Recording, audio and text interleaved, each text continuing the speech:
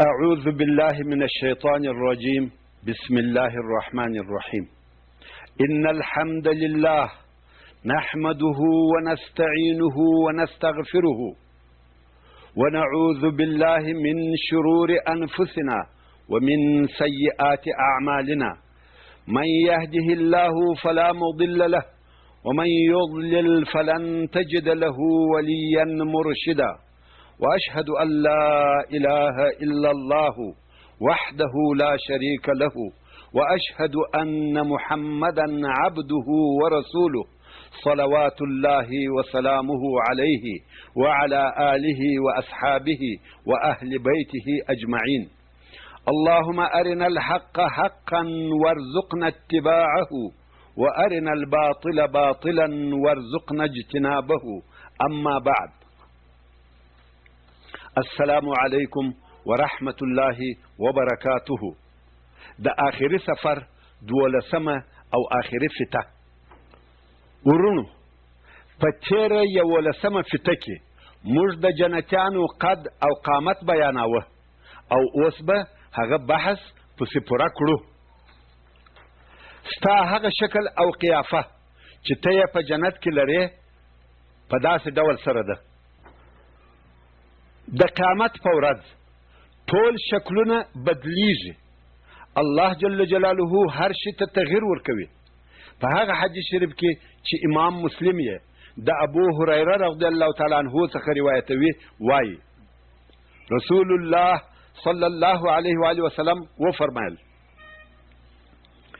دغه حدیث شریف خاصتا د هغو کسانو دپاره په زړه پورې دی چې قد یې لږ کوچنی یا کوتاه وي او په دې دنیا کې د قد او قامت د کوچنیوالي په سبب کله کله ناخوښه وي.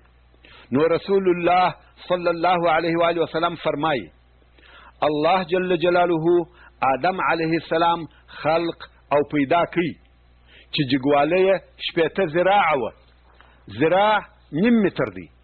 نو د آدم علیه السلام قد 10 متره و او هر څوک چې جنت ته داخلیږي د آدم علیه السلام پر شکل به وي چې جګواله به یې 10 ذراعه وي.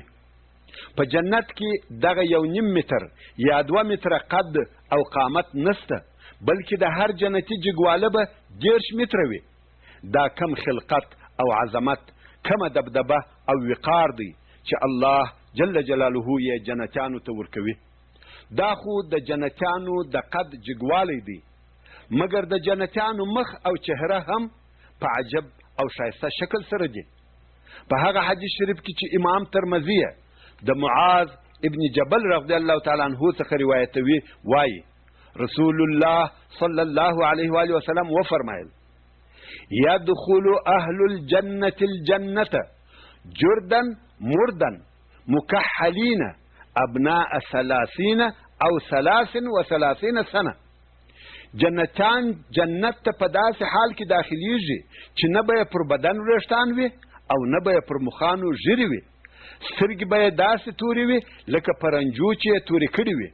ټول جنتیان به 10 کلني یا 30 کلني ځوانان وي. همدارنګه په هغه حدیث شریف کې چې امام احمد یې د ابو هریره رضی الله تعالی عنه څخه روایتوي، وایي رسول الله صلی الله علیه و آله وسلم وفرمایل، جنتیان جنت ته په داسې حال کې داخلیږي چې نه به پر بدن وریښتان وي او نه به پر مخانو ژیرې وي. په رنګ به سپین وي، د سر وریښتان به یې پیچلي وي، سترګې به یې تورې وي، 30 کلني به وي. قد او قامت به یې د آدم علیه السلام پر جګواله 80 ذراعه وي.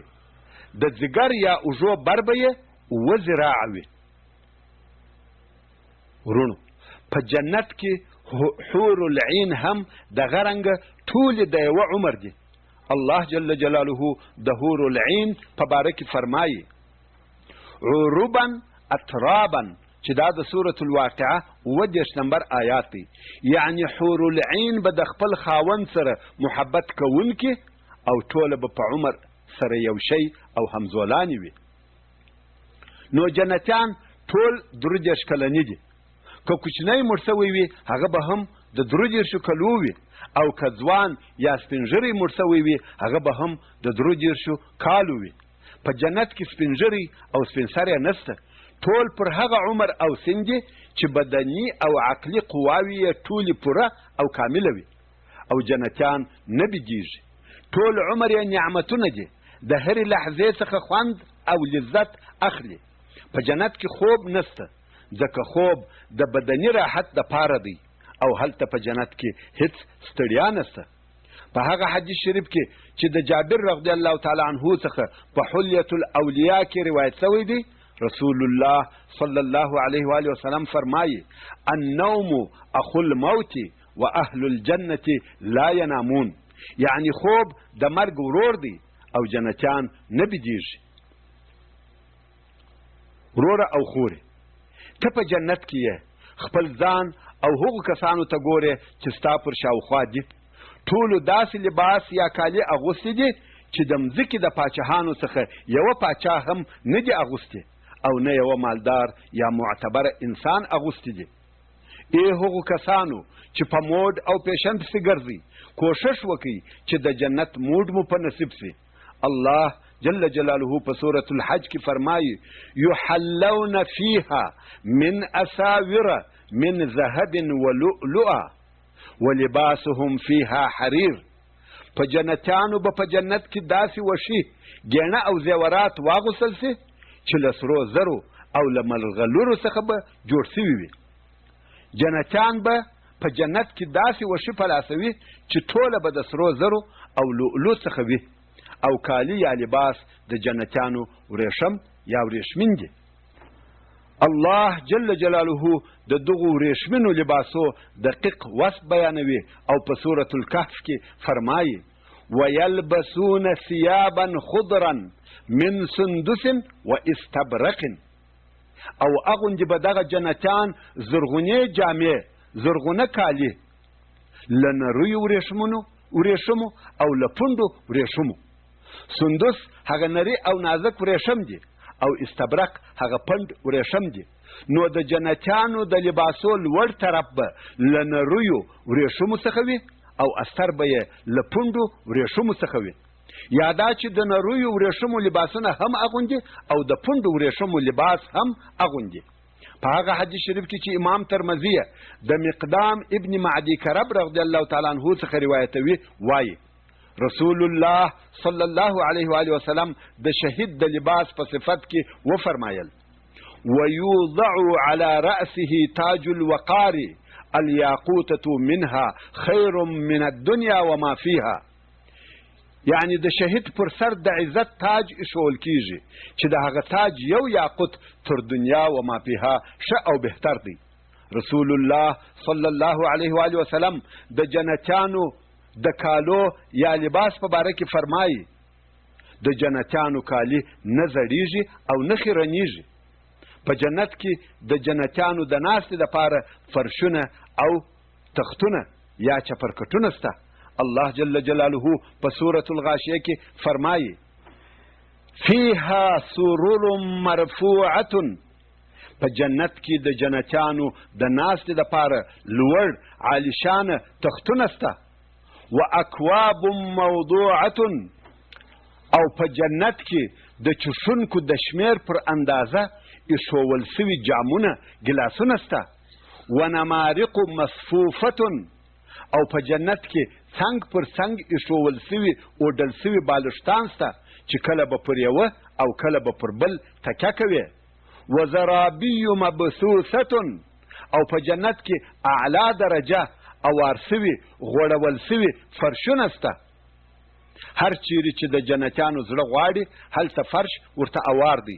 د وړلو او راوړلو، ټولولو او اوارولو تکلیف یې نسته. الله جل جلاله د دغو فرشو په باره کې په سورة الرحمن کې فرمایي: متکئین علی فرش بطائنها من استبرق. جنتیانو به پر داسې فرشو تکیه کړې وي چې استرونه به یې د پونډو ورېښمو څخه وي. کله چې استر یې یا د فرش لاندې طرف د پونډو ورېښمو څخه وي، له دغه څخه یې قیاس که چې د دغه فرش مخ به له څونه نرمو او پستو ورېښمو څخه وي. په جنت کې ستا د خدمت دپاره خادمان او نوکران در باندې ګرځي. چیرې چې ته یې هلته خادم درته ګرځي چې ستا خدمت وکړي. الله جل جلاله په سورة الواقعه کې فرمایي یطوف علیهم ولدان مخلدون بأكواب وأباريق وكأس من معين لا يصدعون عنها ولا ينزفون. یعنی ګرځي به پر دغو جنتیانو د دوی د خدمت دپاره داسې هلکان چې تل به پر دغه هلکوالي پاته وي. دغه هلکان به پر جنتیانو د صافو پاکو بهیدونکو داسې شرابو لوښي او ګیلاسونه ګرځوي چې د دغو شرابو په چښلو سره به نه پر سر درد کیږي او نه به نشه کیږي چې عقل یې ولاړ شي. او دغه خادمان دونه ډیر دي چې د جنت په هر ځای کې به نشر او موجود وي. او دغه ولدان یا غلمان په ښایست کې لکه لؤلؤ داسې دي. الله جل جلاله په سورة الدهر کې فرمایي ويطوف عليهم ولدان مخلدون اذا رأيتهم حسبتهم لؤلؤا منثورا. یعنی ګرځي به پر دغو جنتیانو د خدمت دپاره هلکان چې همیشه به پر خپل حال پاته وي، تل به ځوانان وي. کله چې ته دغه غلمان ووینې د دوی د ښایست او ځلیدلو په سبب به دا خیال کوې چې پاشل سوي مرغلرې یا لؤلؤ دي چې د جنت په مځکه کې ګرځي. ابن تیمیه رحمه الله د هغو احادیثو خلاصه را ایستلې ده چې د ولدان په باره کې راغلي دي او وایي ولدان غلمان هغه چې پر جنتیانو د دوی د خدمت دپاره ګرځي دا د جنت د مخلوقاتو څخه یو مخلوق دی. داسې نه لکه ځینې کسان چې وایي د مسلمانانو ماشومان چې مړه سي هغه دغه غلمان دي. یا د دغو ماشومانو څخه خادم او نوکر نه جوړیږي بلکې دوی په خپله اهل جنت او جنتیان دي. دغه ماشومان د جنت د نعمتو څخه فایده اخلي. دوی د چا خدمت نه کوي بلکې د دوی خدمت کیږي. مګر دغه د جنت خادمان لکه څرنګه چې الله جل جلاله حور العین خلقوي دغه رنګه ولدان مخلدون هم خلقوي چې موږ غلمان ورته وایو. نو ابن تیمیه رحمه الله وایي ولدان یا غلمان هغه چې پر جنتیانو د دوی د خدمت دپاره ګرځي دا د جنت د مخلوقاتو څخه یو مخلوق دی. دا هغه د دنیا ماشومان نه دي بلکې دغه د دنیا ماشومان هغه چې د مخه تر بلوغ مري یا ډېر واړه مري حتی هغه چې د مور په نس کې مړه کیږي دغه ټول جنت ته داخلیږي.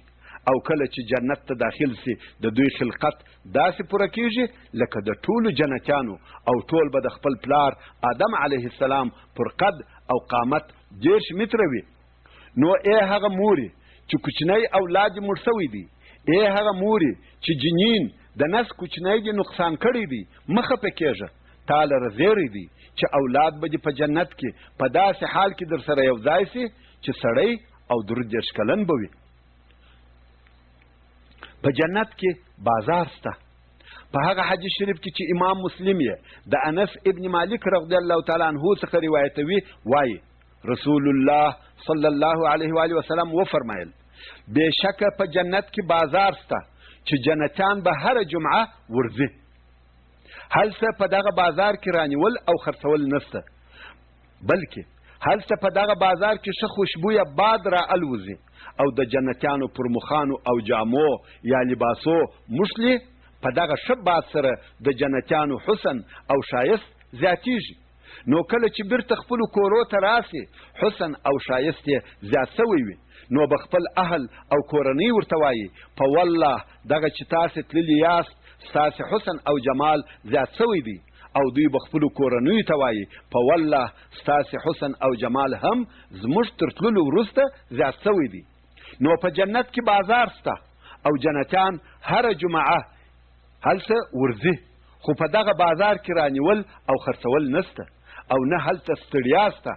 دغه بازار د دنیا بازار نه دی چې ولاړ سه او د هاخوا دې جنګ کړی وي یا دې کې صبر جیب وهلی وي یا خو هغه ښه حال دې دا وي چې تر پلنډه لاندې ستړي هلاک کور ته راسې او د ښځې دې بیا در سره جنجال وي چې دا دې څه شي راوړي دي بلکې په دغه بازار کې ښه خوشبویه باد را الوزي او د جنتیانو پر مخانو او جامو یا لباسو مشلي په دغه باد سره د جنتیانو حسن او ښایست زیاتیږي. نو کله چې بیرته خپلو کورو ته راسي حسن او ښایست یې زیات سوی وي نو به خپل اهل او کورنۍ ورته وایي په والله دغه چې تاسې تللي یاست ستاسې حسن او جمال زیات سوی دی او دوی به خپلو کورنیو ته وایي په والله ستاسې حسن او جمال هم زموږ تر تللو وروسته زیات سوی دی او دغه ښایست هره هفته زیاتوب کوي. نو د نارینه ښایست په بازار کې زیاتیږي او د ښځو ښایست بې له دې چې بازار ته ولاړې سي په خپلو کورو کې زیاتیږي. ورونو جنتیان یو له بله سره کښیني او مجلسونه سره کوي. الله جل جلاله په سورة الحجر کې فرمایي ونزعنا ما في صدورهم من غل اخوانا على سرر متقابلین، یعنی د جنتیانو له زړو څخه به وباسو هر هغه څه چې له کینې څخه د دوی په زړو کې دي. حسد، کینه، بغض او خفګان به د جنتیانو په زړو کې نه وي، نو به داسې وي لکه ورونه او پر خپلو تختو به مخامخ سره ناست وي. هلته په جنت کې خوابدي، قهر، حسد، بغض او عناد نسته. د جنتیانو ناسته او مجلسونه داسې نه دي لکه د دې دنیا دوه مخې ناسته او ولاړه، بلکې هر یو به پر خپل تخت آرام او آسوده غځېدلی وي او ملګری یې هم پر خپل تخت مخامخ ورته غځېدلی دی. په محبت، په صدق او اخلاص، په خوښي او خوشحالي یو له بله سره خبرې کوي. په ځینو روایاتو کې راغلي دي که دې د خپلو اقرباو یا آشنایانو څخه یو څوک در په یاد سو چې فلانی به چیرې وي د هغه تخت به را په هوا سي، را رهي به وي تر څو راسي ستا حضور او مخې ته کښیني او مجلس در سره کوي. یو له بله به د دنیا حالات سره وایاست. الله جل جلاله په سورة الطور کې فرمایي وأقبل بعضهم على بعض يتساءلون قالوا إنا كنا قبل في أهلنا مشفقين فمن الله علينا ووقانا عذاب السموم إنا كنا من قبل ندعوه إنه هو البر الرحيم. يعني جنتان چې په جنت کې سره کښیني یو بل ته به مخ ور واړوي، پوښتنې او خبرې به سره کوي، د خوشحالیه او اطمینانه به یو بل ته سره وایي. موږ په دنیا او په خپلو کورنیو کې د الله جل جلاله څخه بیریدلو او همیشه به په دې فکر کې وو چې پس له مرګه به پر موږ څه حالات راځي، خو الله جل جلاله احسان را باندې وکړي او موږ یې د دوزخ د حرارت او ګرمۍ وساتلو.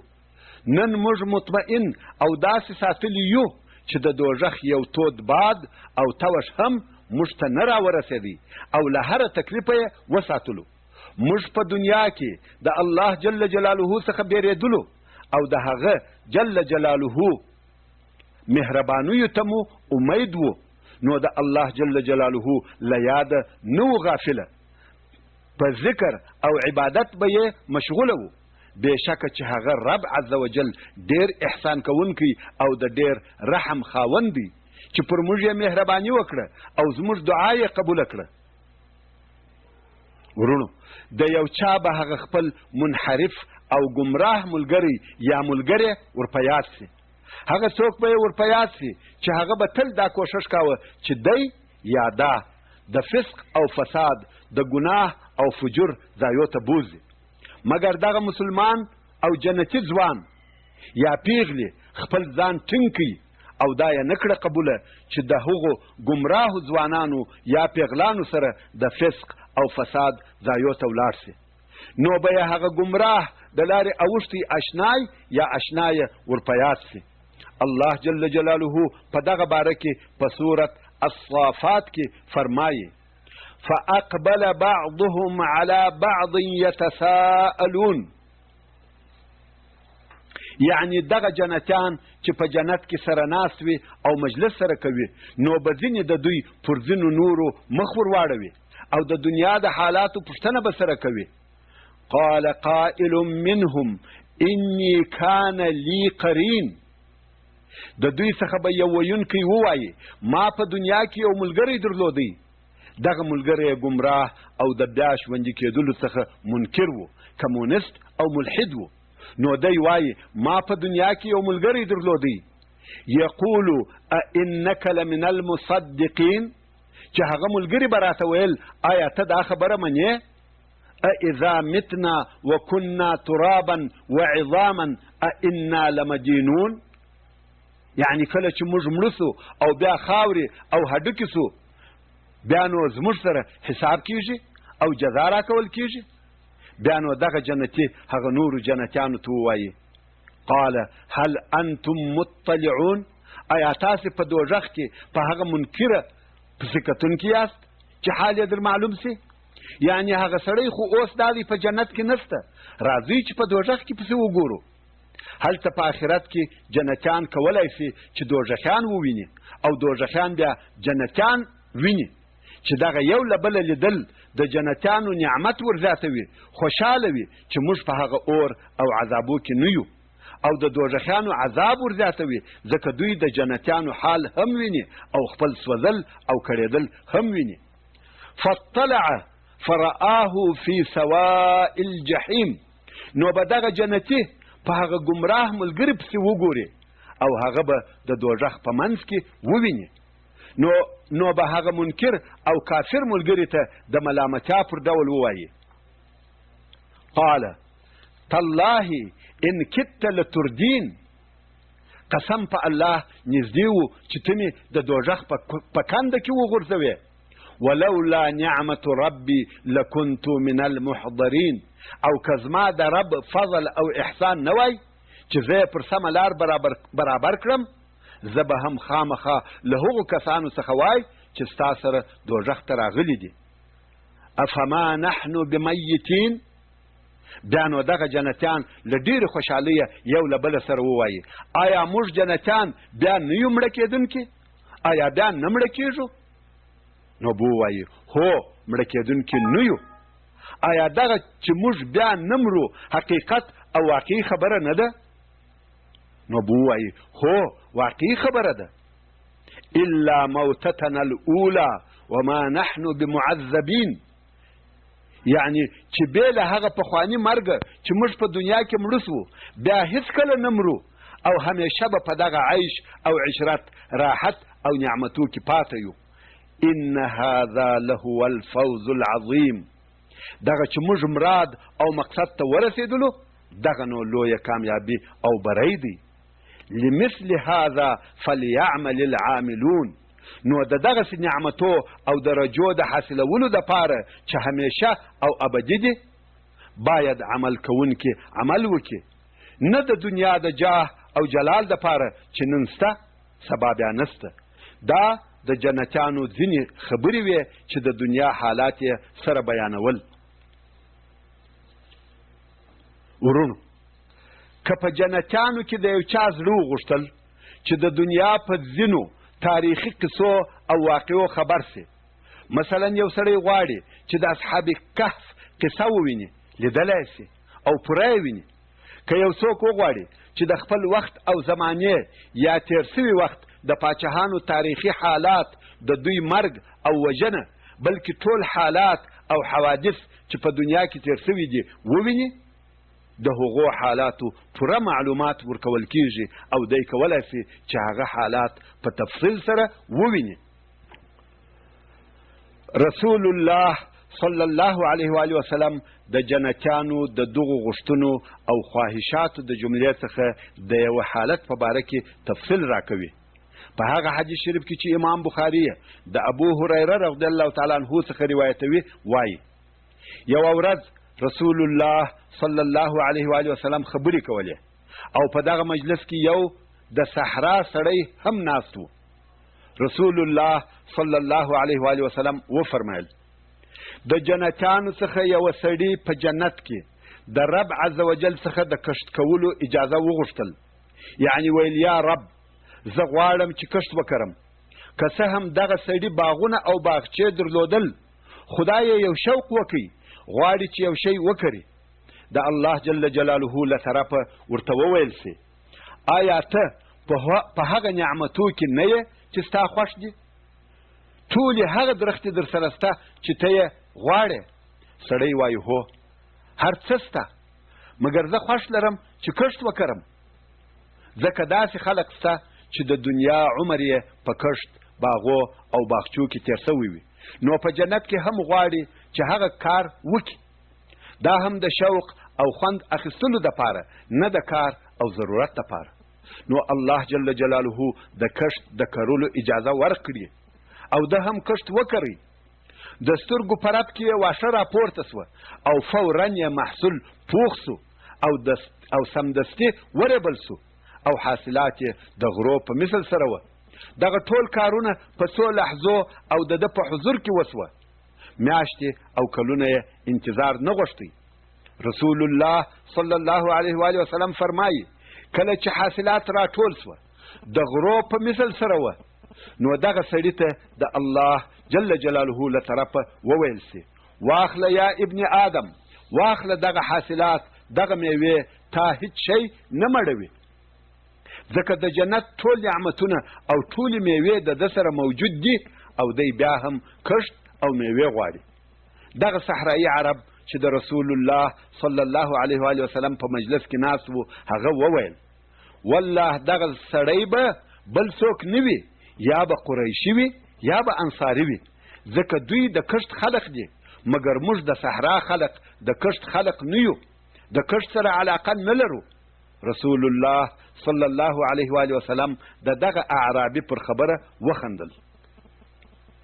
ورونو، د جنتیانو د غوښتنو څخه به یوه غوښتنه دا هم وي چې کله کله به یو جنتي زوی غواړي چې اولاد یې وسي، خو الله جل جلاله په سورة الزخرف کې فرمایي وفيها ما تشتهي الانفس وتلذ الاعين، یعنی او جنتیانو لره په دغه جنت کې هغه شیان سته چې د دوی نفسونه یا زړونه یې غوښتنه کوي، او هغه شیان سته چې د دوی سترګې خوند پر اخلي. په جنت کې هر څه او هر شی سته چې ستا زړه غواړي هغه سته. نو یو جنتي په جنت کې غواړي چې زوی یې پیدا سي. په هغه حدیث شریف کې چې امام ترمذي د ابو سعید الخدري رضی الله تعالی عنه څخه روایتوي، وایي رسول الله صلی الله علیه و آله وسلم وفرمایل که په جنت کې د یو مؤمن زړه وغوښتل چې اولاد یې وسي، نو دغه اولاد په نس کېدل او زیږول او د غاښو راوتل به یې ټول په یوه ساعت کې او د ده د غوښتنې سره برابر وي. سبحان الله، لا اله الا الله. د جنتیانو مور او پلار، اولادونه او ښځې، دا به چیرې وي؟ اول خو دا باید ووایم چې هره مسلمانه ښځه په جنت کې د خپل خاوند یا میړه سره وي، او که یوې ښځې څو مړونه کړي وي په جنت کې به د هغه خپل آخرني میړه سره وي. د هغو جنتیانو چې د جنت په لوړو درجو کې اوسیږي مور او پلار، اولادونه او ښځې، که څه هم په خپل عمل سره د جنت د لوړو درجو حقداره نه وي، خو الله جل جلاله یې دغه دوستان د ده د زړه د ښه کېدلو دپاره د ده سره په هغه لوړه درجه کې یو ځای کوي. الله جل جلاله په سورة الرعد کې فرمایي والذين صبروا ابتغاء وجه ربهم وأقاموا الصلاة وأنفقوا مما رزقناهم سرا وعلانية ويدرؤون بالحسنة السيئة أولئك لهم عقبى الدار جنات عدن يدخلونها ومن صلح من آبائهم وأزواجهم وذرياتهم والملائكة يدخلون عليهم من كل باب سلام عليكم بما صبرتم فنعم عقبى الدار.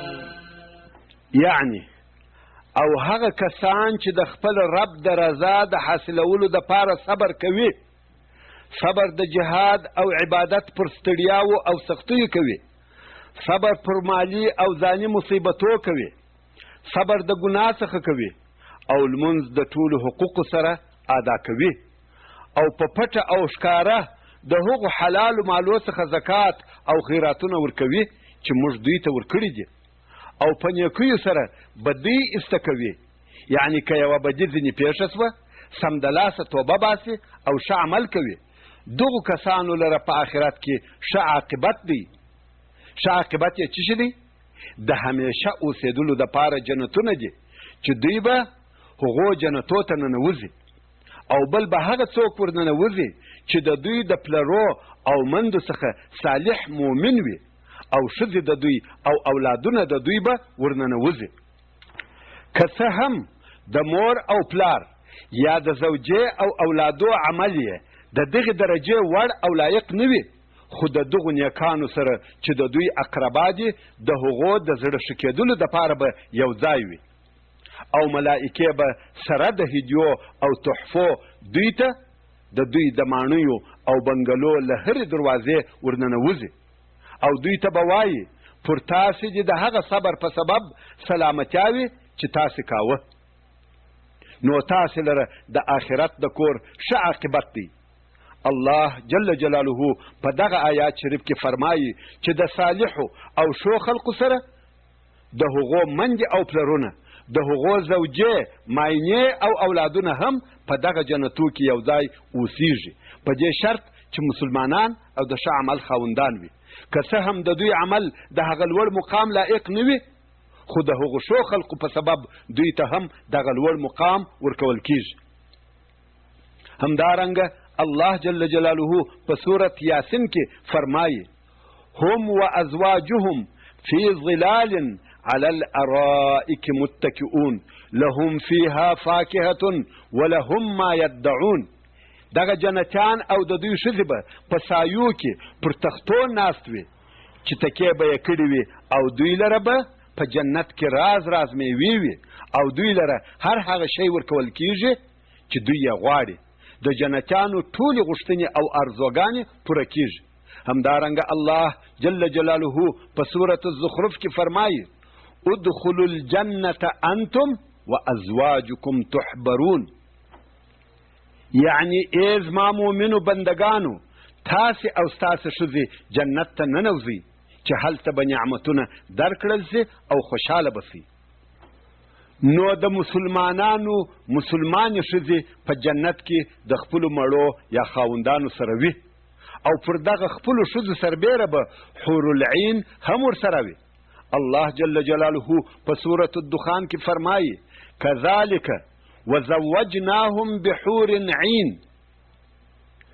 ورونو څرنګه چې په دغه صورت کې او تر دغه آیات شریف د مخه الله جل جلاله د جنتیانو حال او د هغو هغه د راحت او نعمتو ډک ژوند بیان کړی دی، نو الله جل جلاله په دغه آیات شریف کې وفرمایل: کذالک، یعنی د جنتیانو خو به دغه ذکر سوی ژوند وي چې وي، خو پر هغه سربیره حور العین هم ورسره ملګري کوو. په تفاسیرو کې د حور العین ترجمه په سپین پوستو او شایسته غټو سترګو لرونکو پیغلانو سره سوې ده. حور العین یعنی داسې پیغلې نجونې چې هم سپین پوستې وي او هم شایسته غټې سترګې ولري. او دغه حور العین په صفت کې الله جل جلاله په سورة الواقعه کې فرمایي: انا انشأناهن انشاء. یعنی دغه حورې په یوه ښه خلقت سره موږ خلق کړي او پیدا کړي دي. یعنی دوی زیږېدلي نه دي، مور او پلار نه لري، دا د الله جل جلاله له طرفه خلق سوی مخلوق دی. فجعلناهن ابکارا. الله جل جلاله فرمایي دوی مو پیغلې ګرځولې دي، پیغلانې دي. عربا اترابا، پر خپلو جنتي خاوندانو عاشق دي او دوی ټولې د یوه عمر او همزولانې دي. الله جل جلاله بیا هم په سورة الواقعه کې فرمایي: وحور عین کامثال اللؤلؤ المکنون. او ګرځې به پر دغو جنتیانو حورې سپین مخې د غټو سترګو خاوندانې په مثل د هغه لؤلؤ او مرغلرو چې په پوښو کې ساتل سوي وي. بیا هم الله جل جلاله په سورة الرحمن کې فرمایي فیهن قاصرات الطرف لم یطمثهن انس قبلهم ولا جان فبأي آلاء ربكما تكذبان كأنهن الياقوت والمرجان. یعنی په دغو جنتو کې به د سترګو پټونکې بندونکې حورې وي. یعنی په جنتو کې د جنتیانو دپاره داسې حورې شته چې بې له خپلو خاوندانو یا خپلو مړو د بل چا و طرف ته سترګې نه اړوي، چې دغه حورې به د مخه تر دغو جنتیانو نه انسان مسه کړي وي او نه پیریان. پیغلانې دي، هېڅ لاس نه دی وروړل سوی. ګواکې دغه حورې یاقوت او مرجان دي، په صفایي لکه یاقوت، په سپینواله لکه مرجان. مګر دغه د دې دنیا ښځې چې جنت ته ولاړې سي په ښایست کې یا د ښایست له لحاظه تر حور العین ډېرې زیاتې او لوړې دي. دغه د مسلمان سړي مسلمانه ښځه بلکې هره مسلمانه ښځه په جنت کې د حور العین بیبي وي. همدارنګه الله جل جلاله په سورة البقره کې فرمایي ولهم فیها ازواج مطهره وهم فیها خالدون. یعنی او جنتیانو لره به په جنت کې پاکې طاهرې زوجې وي او جنتیان به تل تر تله په دغه جنتو کې اوسیږي. نو د جنت ښځې یا د جنتیانو زوجې که حورې وي که د دې دنیا مسلمانې ښځې وي د ظاهري او باطني نجاستو څخه پاکې دي. هلته نه حیض شته، نه نفاس، نه بول شته، نه غائط، نه ګړوب شته، نه ګړنګ، چې دا ظاهري پاکوالی دی. او په اخلاقو کې یې هیڅ بدي یا بد اخلاقي نشته چې دا باطني پاکوالی دی. خوري کله چې جنت ته داخله سي او دا دې هم درته معلومه وي چې هر مسلمان که نارینه وي که ښځه خامخا جنت ته داخلیږي. ښایي ځینو ګناهکارانو ته د خپلې ګناه سزا ورکول سي، خو تر سزا لیدلو وروسته جنت ته داخلیږي. نو تا لره په هغو شیانو سره زیری دی چې تا ته درکول کیږي. واوره هغه حدیث شریف واوره چې امام بخاري د انس ابن مالک رضی الله تعالی عنه څخه روایتوي او په هغه حدیث شریف کې رسول الله صلی الله علیه و آله وسلم د هغې مسلمانې ښځې چې جنت ته داخله سي جمال او لوړه درجه بیانوي او فرمایي که د جنت د ښځو څخه یوه ښځه د مځکې خلقو ته وګوري د مشرق او مغرب منځ به روښانه کړي، یعنی ټوله مځکه به د دې په نور ډکه سي. دا حور العین نه ده بلکې دا مسلمانه جنتي ښځه ده چې په یوه کتلو یې ټوله مځکه روښانه کیږي. همدارنګه د مشرق او مغرب منځ به په ښه بوی ډک کړي او هغه پوړنی چې د جنتي ښځې پر سر دی تر دنیا و ما فیها ښه او بهتر دی. دغه یوه ټوټه ټوکر چې د جنتي ښځې پر سر دی تر ټولې دنیا او ټولو هغو شیانو چې په دنیا کې موجود دي ښه او بهتر دی. نو خوندو تاسې لره دي په دغو لویو نعمتو او لوړو درجو سره زیری وي. په جنت کې ساز او غزلې شته. حور العین او مسلمانې ښځې په جنت کې غزلې وایي. په هغه حدیث شریف کې چې په معجم الاوسط کې د عبدالله ابن عمر رضی الله تعالی عنه څخه روایت شوی دی رسول الله صلی الله علیه و آله وسلم فرمایي د جنتیانو ښځې و خپلو خاوندانو یا مړو ته په داسې ښایسته آواز سره چې هیچا دغسې ښایسته آواز هیڅ کله نه دی اورېدلی غزلې وایي. په جنت کې د جنتیانو ښځو آوازونه ډېر ښایسته او په زړه پورې آوازونه دي. د نن ورځې د مسلیانو یا ډمانو آوازونه یې نه دي بلکې واقعي ښه او ښایسته آوازونه هلته په جنت کې دي. رسول الله صلی الله علیه و آله وسلم فرمایي د جنت د ښځو د اشعارو یا بیتو څخه ځینې شعرونه دا دي چې وایي نحن الخیرات الحسان ازواج قوم کرام ینظرن بقرة اعیان. او ځینې شعرونه داسې دي نحن الخالدات فلا يمتن نحن الآمنات فلا يخفن نحن المقیمات فلا یضعن. همدارنګه په هغه حدیث شریف کې چې امام ترمذی د حضرت علی رضی الله تعالی عنه څخه روایتوي وایي رسول الله صلی الله علیه و آله وسلم وفرمایل بېشکه په جنت کې د حور العین ټولنه شته چې په داسې اوازو سره به غزلې وایي چې هیچ چا یې مثل نه دی اورېدلی او دوی په خپلو غزلو کې وایي نحن الخالدات فلا نبید ونحن الناعمات فلا نبؤس ونحن الراضيات فلا نسخط طوبى لمن كان لنا وكنا له. ورونو دغه شعرونه یا دغه بیتونه د جنت ښځې یا حور العین په هغه جنتي اوازو سره وایي. خیر که څه هم ما اوس په خپل رېږدېدلي اواز سره وویل خو زما شعر مقصد و نه اواز. د جنت د نعمتو په جمله کې جنتیانو ته یو بل ډېر لوی نعمت ورکول کیږي. هغه نعمت دا دی چې د الله جل جلاله ابدي رضا یې په برخه کیږي.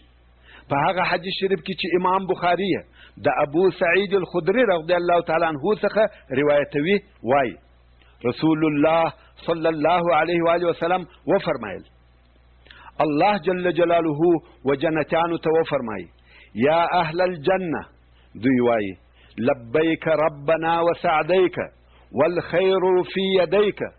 الله جل جلاله وفرمایي آیا راضي سواست؟ جنتیان وایي یا رب ولی به نه یو راضي؟ تا موږ ته هغه نعمتونه راکړي دي چې په خپلو مخلوقاتو کې دي هیڅ چا ته نه دي ورکړي. الله جل جلاله وفرمایي آیا تر دغو نعمتو بل ښه نعمت درکړم؟ جنتیان وایي یا رب تر دغو نعمتو به بل څه شي ښه او افضل وي؟ الله جل جلاله وفرمایي خپله رضا به پر تاسې نازله کړم چې تر هغه وروسته به هیڅکله پر تاسې نه په قهر کېږم. نو الله جل جلاله همیشه د جنتیانو څخه راضي وي او د الله جل جلاله ابدي او دائمي رضا د جنتیانو په نصیب سي. الهي ته په دنیا او آخرت کې زموږ څخه راضي سي. تر هغه وروسته الله جل جلاله جنتیانو ته تر هغه پخوانیو نعمتو بل ډېر لوی او عظیم نعمت داسې نعمت چې په ټولو جنتو کې تر هغه لوی او افضل نعمت نسته ورزیات کړي. په هغه حدیث شریف کې چې امام مسلم یې د صهیب الرومي رضی الله تعالی عنه څخه روایتوي وایي رسول الله صلی الله علیه و آله وسلم وفرمایل کله چې جنتیان جنت ته داخل سي هغه ذکر سوي ټول نعمتونه ورکړل سي نو الله سبحانه وتعالی وفرمایي بل شی هم غواړي چې در زیات یې کړم؟ جنتیان وایي الهي تا زموږ مخان راسپین نه کړل؟ تا موږ جنت ته نه کړو داخل؟ تا له اوره خلاص نه کړو؟ یعنې دغه ټول لوی لوی نعمتونه دې راکړل نور نو څه غواړو؟ خو الله جل جلاله دغه لوی نعمت هم ورزیات کړي. نو هغه حجاب چې د جنتیانو او رب عز وجل په منځ کې دی ایسته کې جنتیان الله سبحانه وتعالی وویني نو جنتیانو ته هیڅ داسې نعمت نه دی ورکول سوی چې هغه نعمت دی دوی لره تر دغه کتلو او لیدلو چې دوی خپل رب عز وجل ته ګوري خوښ وي. او بیا رسول الله صلی الله علیه و آله وسلم دغه آیات شریف تلاوت کړي للذین احسنوا الحسنى وزیاده چې دا د سورة یونس 26 نمبر آیات دی. یعنی هغو کسانو لره چې ښه عمل یې کړی دی ایمان یې راوړی دی هغو لره جنت دی او تر جنت هم زیات ورکول کیږي چې دغه زیات د الله جل جلاله سبحانه وتعالی لیدل دي. په ډیرو صحیح احادیثو کې دغه زیاده د لفظ چې په آیات شریف کې یاد شوې ده ترجمه د الله جل جلاله په لیدلو سره شوې ده. نو د زیاده ترجمه د الله جل جلاله دیدار او لیدل دي او الله جل جلاله دغه دیدار او لیدل زموږ او ستاسې په نصیب کې چې و کریم الله سبحانه وتعالی ته وګورو دا داسې کتل دي چې زړونه په خوشحالي او نیکبختي ډکوي زړونه د الله جل جلاله په محبت ډکوي. دا څونه کرم او څونه احسان دی چې الله جل جلاله اجازه راکړي چې وده خالق لا یزال سبحانه وتعالی ته وګورو. کله چې جنتیان په جنت کې او دوزخیان په دوزخ کې ځای پر ځای سي نو یو عجبه کار پیښیږي. هغه دا چې په جنتیانو او دوزخیانو کې ناره او آواز وسي او دوی ټول متوجه سي د نارې طرف ته وګوري او هلته د جنت او دوزخ په منځ کې یو پسه درول سوی وي. نو دوزخیانو ته وویل سي یا اهل النار تاسې پوهیږئ چې دا څه شي دی؟ دغه پسه پیژنئ؟ دوی وایي هو دا مرګ دی. بیا په جنتیانو کې غږ وسي یا اهل الجنه دغه پیژنئ؟ دغه پسه څه شي دی؟ جنتیان هم وایي هو دا مرګ دی. نو ملائکه راسي او دغه پسه چې مرګ دی حلال یې کړي. نو مرګ حلال کړل سو او بیا وویل سي ای دوزخیانو نور نو ابدي ژوند او عذابونه دي، مرګ نسته. او ای جنتیانو تاسې لره هم ابدي ژوند او نعمتونه دي، مرګ نسته. دغه وخت نو پر کفارو عذاب ډیر شدید سي. تر دې وروسته دوی ته د خلاصون هیڅ امید نه پاته کیږي، ځکه مرګ نسته. تل تر تله دوی دوزخ او د دوزخ راز راز عذابونه دي. او دغه د مرګ حلالېدل د جنتیانو دپاره لوی نعمت دی. لطفا فته واړوه.